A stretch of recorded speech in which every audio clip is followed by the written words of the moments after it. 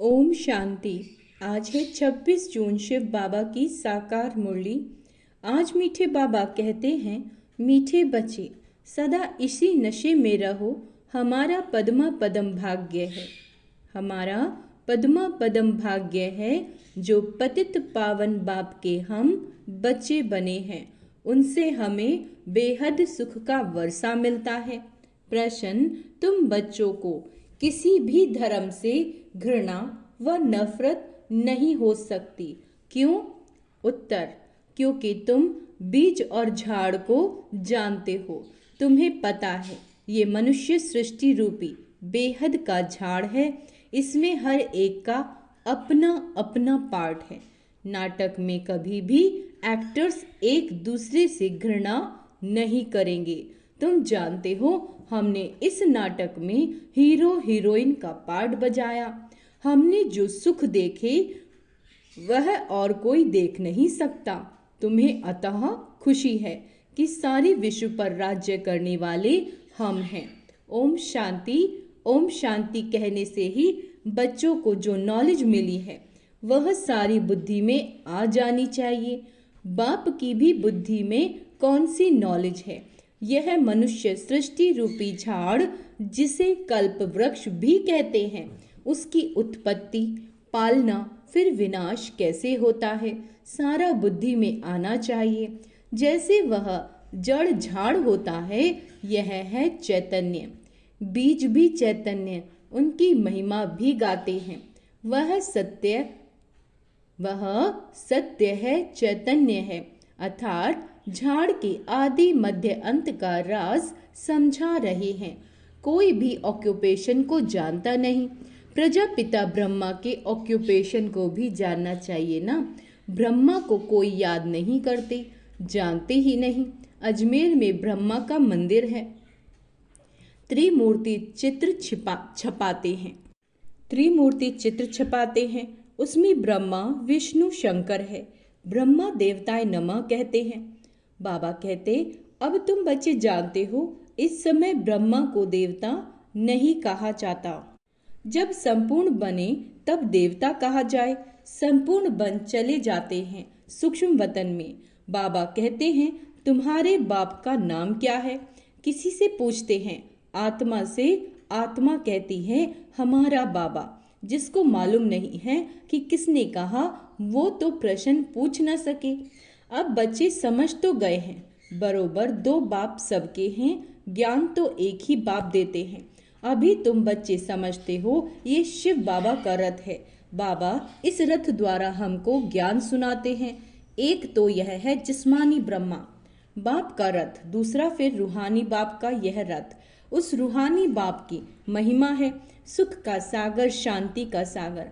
पहले तो यह बुद्धि में रहेगा। यह बेहद का बाप है, जिससे बेहद का वर्षा मिलता है। पावन दुनिया के मालिक बनते हैं। निराकार को बुलाते हैं, पतित पावन आओ।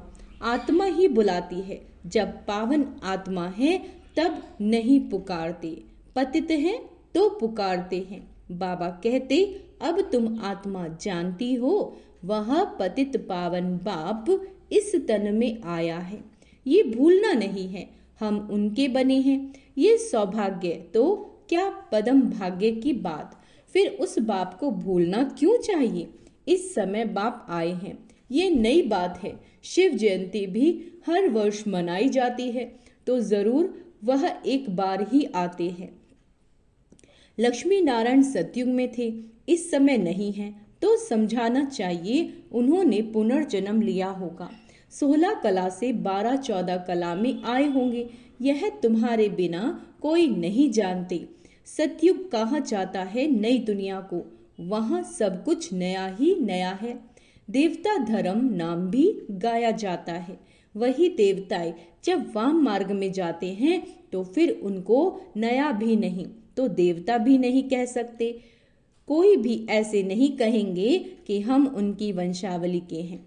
अगर अपने को उस वंशावली के समझते तो फिर उन्हों की महिमा अपनी निंदा क्यों करते? महिमा जब करते हैं तो जरूर उन्हों को पवित्र, अपने को अपवित्र, पतित समझते हैं। पावन से पतित बनते हैं, पुनर्जन्म लेते हैं। बाबा कहते पहले पहले जो पावन थे वही फिर पतित बने हैं। तुम जानते हो पावन से अब पतित बने हैं। तुम स्कूल में पढ़ते हो, उसमें नंबरवार फर्स्ट सेकंड थर्ड क्लास तो होते ही हैं। अभी बच्चे समझते हैं हमको बाप पढ़ाते हैं, तब तो आते हैं ना, नहीं तो यहाँ आने की क्या दरकार। यह कोई गुरु महात्मा महापुरुष आदि कुछ नहीं, यह तो साधारण मनुष्य तन है, सो भी बहुत पुराना, बहुत जन्मों के अंत में प्रवेश करता हूँ, और तो कोई इनकी महिमा नहीं, सिर्फ इसमें प्रवेश करता हूँ तब इनका नाम होता है, नहीं तो प्रजापिता ब्रह्मा कहाँ से आया। मनुष्य मूंझते तो हैं जरूर, बाप ने तुमको समझाया तब तुम औरों को समझाते हो। ब्रह्मा का बाप कौन? ब्रह्मा विष्णु शंकर, इन्हों का रचयिता यह शिव बाबा है। बुद्धि ऊपर चली जाती है। परम पिता परमात्मा जो परम धाम में रहते हैं उनकी यह रचना है। ब्रह्मा विष्णु शंकर का ऑक्यूपेशन अलग है। कोई आपस में 3-4 होते हैं, सबका ऑक्यूपेशन अलग अलग होता है। पार्ट हर एक का अपना अपना है। इतनी करोड़ों आत्माएं हैं, एक का पार्ट ना मिले दूसरे से। ये वंडरफुल बातें समझी जाती हैं। कितने ढेर मनुष्य हैं, अभी चक्र पूरा होता है, अंत है ना, सब वापस जाएंगे, फिर से चक्र रिपीट होना है। बाप ये सब बातें भिन्न भिन्न प्रकार से समझाते रहते हैं, नई बात नहीं कहते, कल्प पहले भी समझाया था। बहुत लवली बाप है, ऐसे बाप को तो बहुत प्यार से याद करना चाहिए। तुम भी बाप के लवली बच्चे हो ना, बाप को याद करते आए हो। पहले सब एक की पूजा करते थे। बाबा कहते भेदभाव की बात है नहीं, अभी तो कितना भेदभाव है। यह राम के भक्त हैं, ये कृष्ण के भक्त हैं। राम के भक्त धूप जगाते तो कृष्ण का नाक बंद कर देते। ऐसी भी कुछ बातें शास्त्रों में हैं। वह कहे हमारा भगवान बड़ा, वह कहे हमारा बड़ा, दो भगवान समझ लेते हैं तो रॉन्ग होने के कारण सब अनराइटियस काम ही करते हैं। बाप समझाते हैं बच्चे, भक्ति भक्ति है, ज्ञान ज्ञान है। ज्ञान का सागर एक ही बाप है, बाकी वह सब है भक्ति के सागर। ज्ञान से सद्गति होती है। अभी तुम बच्चे ज्ञानवान बने हो। बाप ने तुम्हें अपना और सारे चक्र का परिचय दिया जो और कोई दे ना सके। इसीलिए बाप कहते तुम बच्चे हो स्व दर्शन चक्रधारी। परम पिता परमात्मा तो एक ही है, बाकी सब बच्चे ही बच्चे हैं। परम पिता अपने को कोई कह न सके। जो अच्छे समझदार मनुष्य हैं समझते हैं ये कितना बड़ा ड्रामा है, इसमें सब एक्टर्स अविनाशी पार्ट बजाते हैं। वह छोटे नाटक तो विनाशी होते हैं, यह है अनादि अविनाशी, अभी बंद होने वाला नहीं है।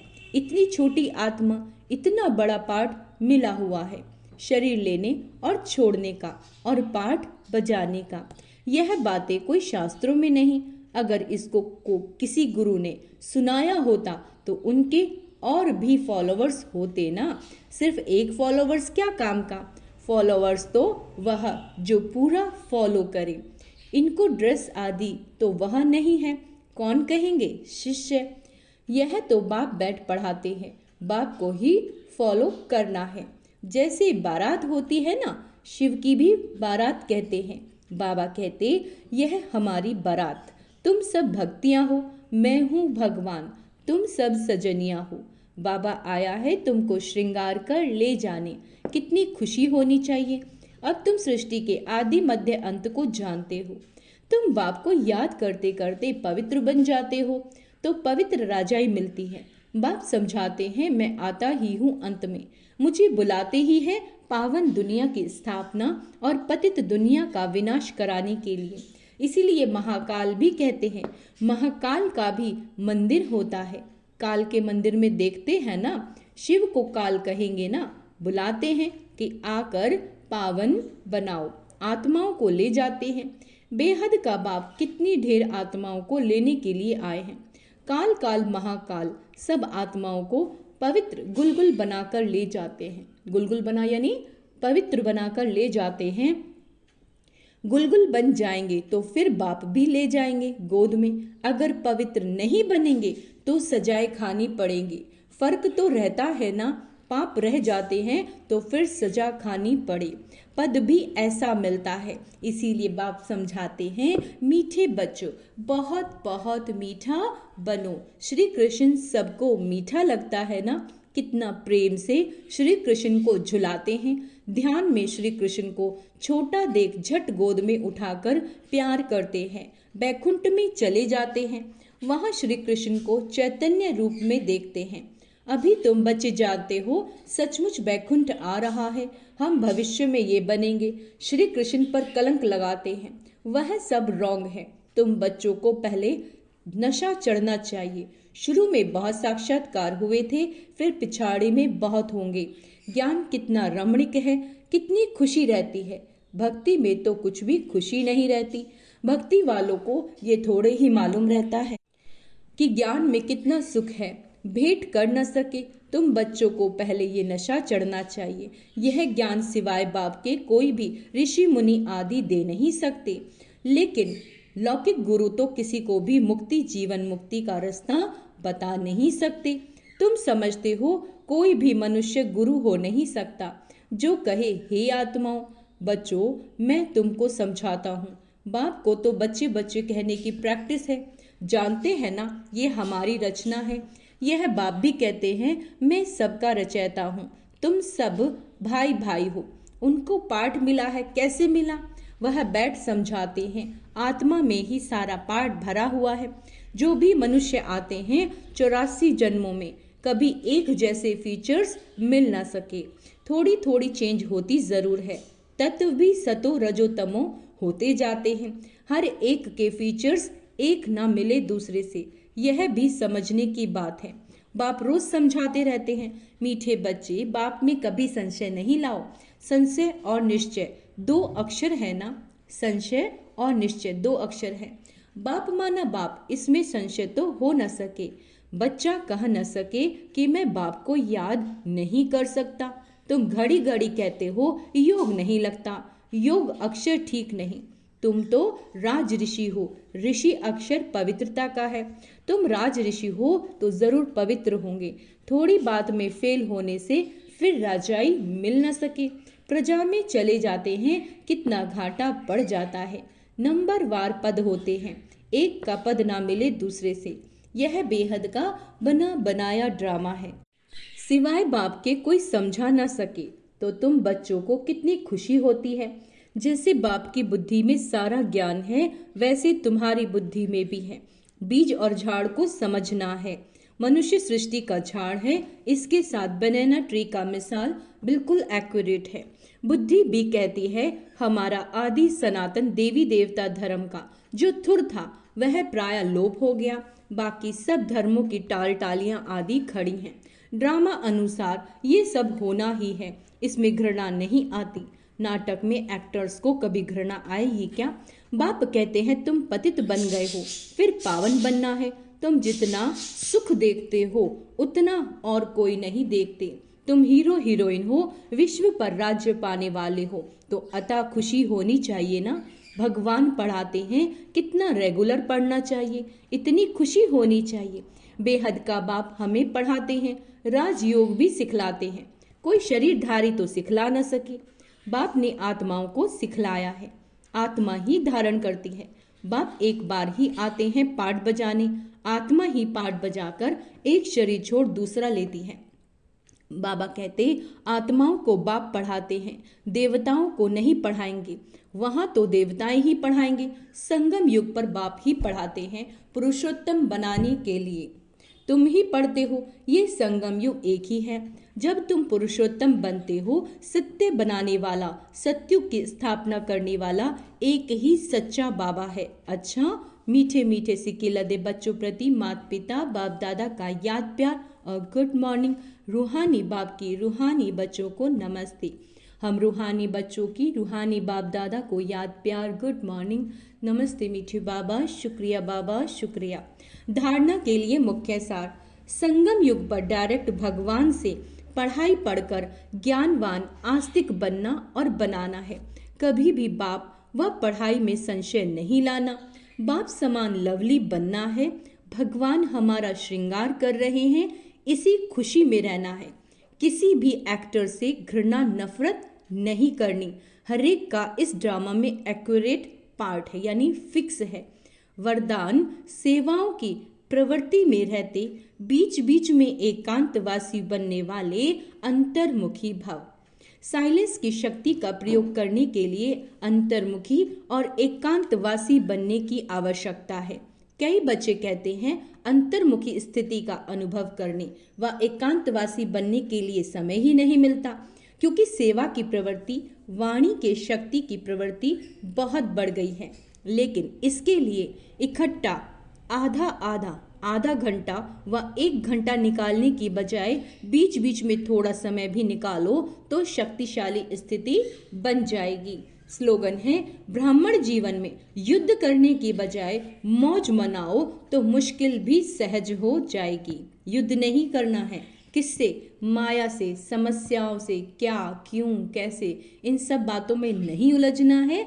मौज मनाओ तो बाबा कहते मुश्किल भी सहज हो जाएगी। अच्छा, ओम शांति। आज का स्वमान अभ्यास करेंगे।